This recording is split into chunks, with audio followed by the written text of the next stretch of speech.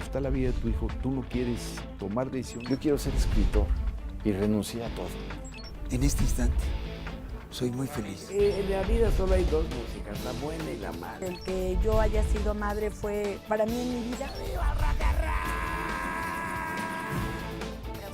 El día más feliz de toda esta entrevista muy personal.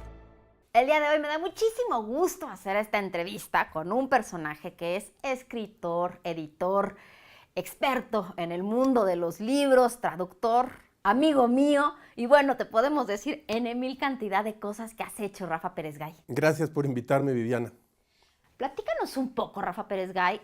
Vienes de una familia, bueno, de muchos hermanos, pero quiero irme un poco más atrás. Me platicas, y he leído un poco, que dices que llegaste a ser nuevo pobre, que tu abuelo era un hombre poderosísimo y de repente cayó en desgracia. Platícame esa historia.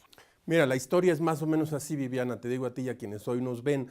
Vengo de una familia doble, de una familia, digamos, revolucionaria y de una familia, por otro lado, la paterna, con aspiraciones porfirianas, aunque no lo eran.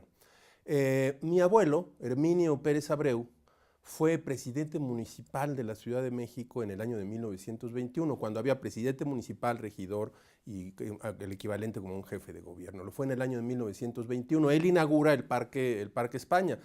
Quien vaya al Parque España y se acerque a la esquina que está con Sonora, verá que hay una placa en donde, con un ahuehuete atrás. Tengo la fotografía y he escrito de ella, en la cual está mi abuelo inaugurando el parque y el ahuehuete, que hoy es altísimo, es una delgadísima vara que va creciendo. La familia logra una fortuna a través de digamos, hijo de la revolución, una fortuna que con el tiempo y los malos negocios se viene prácticamente a menos. Pero una fortuna, decías tú, de verdad, esa de aviones grandes. Bueno, de casas, era una fortuna considerable y fue, digamos, el mito, la leyenda durante muchos años en la familia.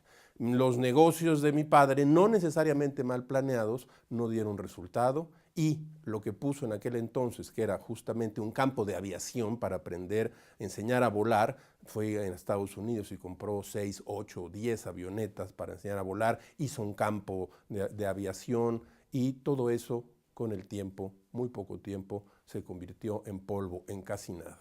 Ahora tú eres el más chiquito de 5 hermanos. Soy el menor de 5. Y platicas precisamente que a ti no te tocó vivir esta opulencia y después caer en una vida normal, una vida clase media baja. Sí, efectivamente. ¿Fue difícil para tus hermanos tenerlo todo? Para y de ellos repente sí, sobre todo para los dos primeros, para mi hermano José María y para mi hermana Lourdes, también mi hermana Liz. Es decir, fueron niños ricos, niños que tenían casas, que tenían choferes, a los cuales se les enviaba a escuelas muy costosas y que de la noche a la mañana pasaron de ser esos niños ricos a ser unos niños pobres, literalmente pobres, porque hubo una época de la familia en que realmente, te digo, era una peregrinación. Luego nace mi hermana Guadalupe y yo, nosotros ya formamos parte de esas familias clase media.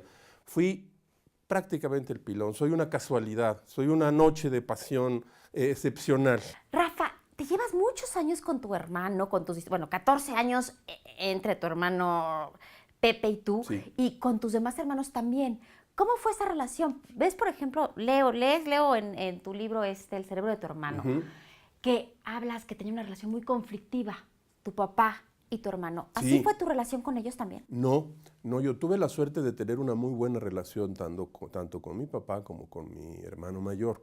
Mi hermano mayor abrió, digamos, el camino para unos hermanos liberales, progres en aquellos años, y eso ocasionó que tuviera una relación muy tensa, muy difícil, muy compleja con mi padre. La relación de los dos José Marías, que además se llamaban exactamente igual, fue muy difícil durante muchos años. Yo cuento en el libro, pero también lo cuento a los amigos como tú y quienes hoy nos ven, que mi padre vivió suficientes años como para poder reparar algunos de los daños que había hecho. ¿Fue mejor papá tuyo que de tu hermano? Me parece que sí, me parece que fue mucho mejor papá mío. Si mi padre hubiera muerto a los 65 años, el recuerdo que tendríamos de él sería el de un muy mal padre, pero vivió 91 años y le dio tiempo, la vida le entregó el favor de empezar a reparar con cada uno de sus hijos, de los 5, tanto del mayor como las 3 hermanas y el menor que fui yo. En ese sentido, como pasa en muchas familias, seguramente los que nos están viendo lo piensan, nunca los padres son el mismo padre de los hijos que tienen, aunque los hijos se lleven poca distancia o poca edad. Un padre siempre lo es único y una madre siempre lo es única para un hijo. Y se va relacionando de distintos modos. Así entonces, yo tuve la suerte de tener tanto una madre como un padre más maduros, más asentados, más decididos a lo que querían en la vida, no aquellos jóvenes de los que estamos hablando hace unos minutos. ¿De tu madre qué recuerdos tienes? De mi madre tengo magníficos recuerdos. Primero, más que recuerdos, tengo 2 conceptos, solidaridad y cariño. Solidaridad con sus 5 hijos para sus proyectos. Siempre fue un apoyo permanente y una base muy importante de cariño y de apoyo. Mi madre fumaba cigarros casinos, los fumó durante, no sé, 50, 60 años, fumaba poco, fumaba 3 o 4 cigarrillos. El anuncio de los cigarros casinos era así, Viviana, el cigarro de los deportistas, así lo anunciaban. Y mi madre fumaba estos cigarros sin filtro. Desde muy joven, de modo que Pero murió a los 80 y tantos años. Murió a la fantástica edad de 90 años. Se fumaba todavía recuerdo cuando una embolia la revienta a los 90 años, cuando entré a su cuarto, estaba un cigarro encendido y recuerdo claramente el humo que va subiendo hacia el techo, es otro de los recuerdos que tengo. Mi madre yéndome a recoger, yo fui a escuelas públicas, yéndome a recoger tarde a la escuela José Mariano Fernández de Lara, un liberal no muy conocido pero importante de los liberales combativos de la segunda mitad del siglo XIX, y todos mis amigos se van yendo y yo me quedo solo y mi mamá no llega. Entonces pues el niño de 7, 8 años empieza a llorar y mi mamá llega y me dice, bueno, ¿por qué lloras? ¿Piensas que te voy a abandonar? No, pues entonces no vuelvas a llorar. Yo nunca te voy a abandonar. Ese mensaje es muy importante cuando uno tiene esa edad. Quizás a todas las edades. Pero si todavía te acuerdas, claro que te trauma ser el último de la escuela y que no pasen por ti. ¿Qué pasaba por tu mente, te acuerdas? No, pues que me iba a quedar solo, una sensación de abandono y una sensación de angustia que en la casa estaba siempre presente esa cosa de angustia, de que algo irremediable había ocurrido entre nosotros. Eso lo has dicho tú, lo platicas también, después está tu libro de Nos acompañan los muertos, sí, donde hablas mucho del miedo a la vejez, a enfrentarte a tus papás y verlos ya grandes, totalmente desvalidos de un minuto para otro. Ese miedo siempre lo tenemos todos, pero tú has escrito y lo dices mucho, que en tu casa siempre era hay que cuidarnos porque quién sabe si vayamos a acabar en el hospital, si acabemos enfermos. Sí, es correcto. Te digo que había algo una especie, yo le llamo como una cosa irremediable. Yo creo que es el fantasma de estos 2 jóvenes que partieron a encontrar la vida y que la vida los zarandeó y los golpeó y los dejó con prácticamente nada. Entonces los padres transmitieron a los hijos esta sensación de que algo inopinado y terrible podía pasar en cualquier momento. Pero vamos a regresar a épocas más... Volvamos. Más complicadas para ti, porque dices que la juventud no te gustó tanto, que te gusta más la edad madura. Me gusta más, sí. ¿Por qué? No, la adolescencia es espectacular. No, bueno, a ver, mira, yo creo que los 40 años y hacia los 50 son, creo, la mejor época de la vida para mí. Los 20 está bien, pero avanzas un poco a ciegas. Los 30 es un momento en el que apenas vas decidiendo realmente hacia dónde ir. Y cuando llegan los 40, yo creo que ya estás más o menos, si tienes salud, estás en forma para poder hacer y decidir lo que tú quieras. Y antes de los 20, platicas, un Rafa Pérez Gay que le encantaba ser vago, que no le gustaba estudiar. Yo tenía alma de vago. Empiezas a leer hasta los 16 años, que finalmente acaba siendo ya como más... Yo soy un lector tardío. Yo empecé a leer a los 16 años, quizás 17. Un lector muy tardío. Tengo amigos que empezaron a leer a los 9, a los 10, a los 11 años. Yo empecé a los 16. Antes me gustaba la calle, el fútbol. Quería tener una novia a toda costa, aunque no lo podía conseguir. ¿Por qué no? Porque era yo muy chiquito y me gustaban más grandes, entonces no me hacían caso. Entonces, ¿quién fue tu primer amor? Mi primer amor, bueno, un amor de secundaria, un amor de secundaria, sí, no sé, de 15, 16 años. ¿Y tú tenías? Fíjate, mi generación tuvo la fortuna de tener su iniciación sexual con sus novias. Casi toda mi generación, es decir, los que cumplimos 15, 16, 17 años en los 70s, tú eres muy jovencita y no viviste eso, tuvimos la oportunidad de tener esas relaciones y de tener un inicio de sexualidad con tu novia, y no como en las generaciones pasadas, mi hermano, y fueron con prostitutas, iban al burdel, y así era como tenían una iniciación Pero sexual. aparte de todo, tampoco iban por gusto, el papá, el tío, En o muchos alguien los casos tenían llevaba. que ir, era el momento en que tenían que ir, o a veces por curiosidad. Esos inicios de sexualidad cambiaron completamente en los 70s, generación, digamos, a la que yo pertenezco. También una época de muchos ideales, ¿no? Tú fuiste muy idealista, Sí, muy yo fui- izquierdoso, Sí, revolucionario. sí, sí. A los 18 años era yo un cruzado de la revolución proletaria, era yo un defensor de la revolución cubana, era yo un joven que aspiraba al nuevo mundo socialista. Eso es lo que era, de eso se trataba, y la inteligencia estaba puesta en general, la inteligencia progresista estaba puesta de ese lado, casi siempre. Ahora, este idealismo, por ejemplo, a la Revolución Cubana, no es lo mismo, o muchas personas de tu generación que tenían estos ideales me dicen que están totalmente decepcionados, que es un mundo completamente distinto al que imaginaron en los 70s a lo que estamos viendo ahora. Es mi caso, he escrito, he dicho un montón de veces que sigue pareciéndome absolutamente increíble que haya todavía quien defienda la dictadura castrista de los Pero cuando hermanos pasan los Castro. años, ¿cómo te visualizas tú? Dices, a ver, Rafa de los años 70, ¿cómo podías pensar así? ¿O finalmente lo que pensaste en ese momento es lo que te hace ser hoy quien eres?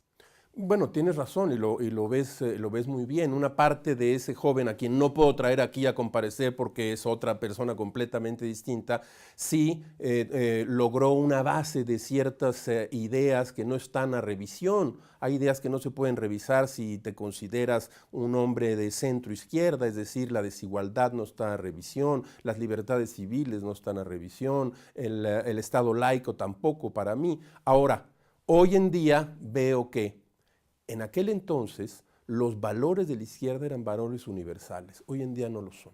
Se perdió Bueno, por tú completo y tu hermano esa idea. tuvieron diferencias brutales, está en todos lados, precisamente por la izquierda. Tu hermano amiguísimo de Andrés Manuel López Sí. Obrador, tu crítico acérrimo de López Obrador, y eso finalmente los acabó distanciando. Nos distanció durante un buen tiempo. Al final pudimos zanjar y atravesar, digamos, ese abismo de diferencias, pero yo, como digo, en el cerebro de mi hermano era tarde porque él se estaba enfermando y pues habremos perdido, no sé, 3 o 4 años de nuestras vidas y de nuestras... ¿Por López Obrador?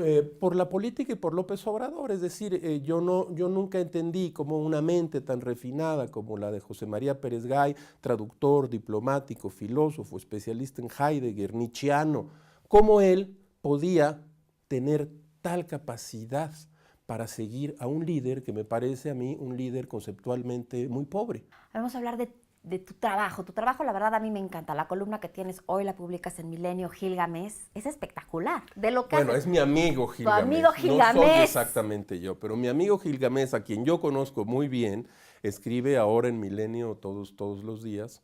A veces no estoy de acuerdo con Gilgamesh porque es muy, no le gusta nada. Medio imprudente Gilgamesh, Es muy incorrecto políticamente y se lo he llegado a decir cuando me ha invitado al amplísimo estudio. Y no se confrontan como tú y tu hermano. tú Sí, y muchas Gilgamesh. veces Gilgamesh dice que, bueno, que yo debería ser un poco más crítico con todos los políticos. Y yo le digo, bueno, que a veces él es un poco excesivo y acre en sus comentarios. Yo no creo que Gilgamesh sea un analista político, para nada. Es un observador, es un comentador que va recogiendo de los mentideros y de las sobremesas opiniones que suelen, yo creo que la clave de esa columna, según me ha contado a mí Gilgamesh, es la siguiente: poder decir en público cosas que a veces solo se afirman en privado y que muchas veces no se atreven, no digo los columnistas, sino la gente en general, a decir en público cosas que hemos oído muchas veces en privado. Y tienes, además de todo, tu otro programa, La Otra Aventura, aquí en Proyecto 40. En Proyecto 40, desde hace 5 años, yo creo que son como 260 emisiones de 15 minutos, de 14 minutos cada una de ellas. Tiene una peculiaridad y te la cuento a ti y a quienes nos ven y nos leen. Es un programa escrito, como otros. Y yo a Luis Armando Melgar, que me invitó en aquel entonces, le dije, me gustaría hacer un programa escrito, Me dije, ¿cómo es eso? Pues escrito, que yo tenga un guión, y he entregado un guión en coautoría con Jenny Jiménez desde hace 5 años, de modo que son 7 cuartillas semanales que hacemos. Ella hace la mitad, yo hago la mitad, yo hago la corrección final. Sacan un libro de eso después. Y estamos haciendo un libro que se va a llamar La Otra Aventura, que va a ser un libro, pero quiero que sea no un libro ni de crítica literaria ni de crítica cultural, sino de interés general. Es decir, un libro sobre libros, un libro sobre la lectura y sobre ese momento en el cual uno lee. Decía Foucault, bueno, ¿qué es un libro? Un libro es una caja de herramientas. Y Borges decía, un libro es una extensión de la memoria. Quiero que sea un libro de ese corte. Y en eso estamos trabajando ahora, Viviana. Calle Arena. Bueno, Cal de Arena la fundamos hace, ¿qué te puedo decir? La fundamos en el año de 1988, un grupo de escritores, un grupo de editores, para publicar nuestros propios libros.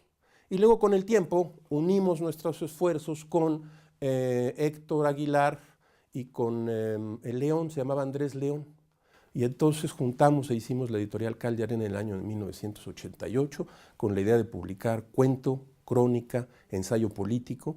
Y luego con los años fui el director editorial desde entonces, y con los años me dediqué a encargarme y a encabezar este editorial que ha cumplido ya pues, más de 35 años. Rafael Pérez Gay, ¿cuál ha sido el día más feliz de tu vida?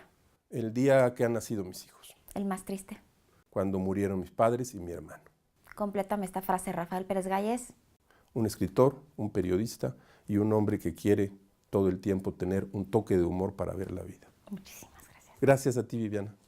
Cuando está la vida de tu hijo, tú no quieres tomar decisiones. Yo quiero ser escritor y renuncié a todo. En este instante, soy muy feliz. En la vida solo hay 2 músicas, la buena y la mala. El que yo haya sido madre fue para mí en mi vida. Preguntas. ¿Y el día más feliz de tu vida? Esta entrevista muy personal.